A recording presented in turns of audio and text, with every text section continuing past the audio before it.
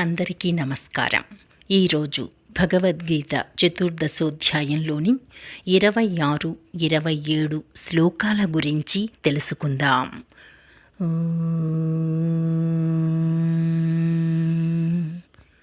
శ్రీకృష్ణ పరబ్రహ్మణే నమః.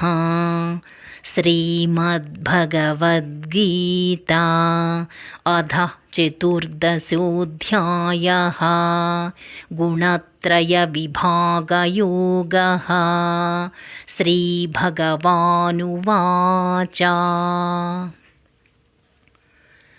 మాం చ యో వ్యభిచారేణ భక్తియోగేన సేవతే సగుణాన్ సమతీత్యైతాన్ బ్రహ్మభూయాయ కల్పతే.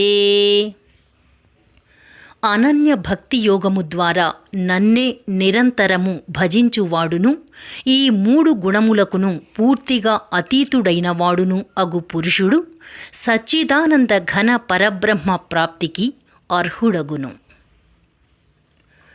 బ్రహ్మణో హి ప్రతిష్ఠాహం అమృతస్యావ్యయస్య చ శాశ్వతస్య చ ధర్మస్య సుఖస్యైకాంతికస్య చ. ఏలనన అట్టి శాశ్వత పరబ్రహ్మకును, అమృతత్వమునకును, సనాతన ధర్మమునకును, అఖండానందమునకును నేనే ఆధారము. ఓం తత్సదితి.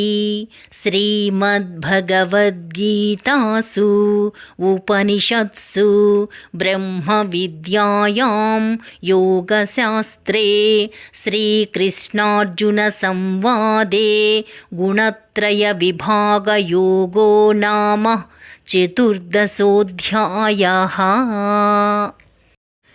ఈ రోజుతో భగవద్గీత చతుర్దశోధ్యాయం పూర్తి అయినది. రేపటి నుంచి పంచదశోధ్యాయం గురించి తెలుసుకుందాం. డిస్క్రిప్షన్లో శ్లోకం, భావం కూడా ఉంటాయి, చూస్తూ వినవచ్చు. శ్రీకృష్ణార్పణమస్తు.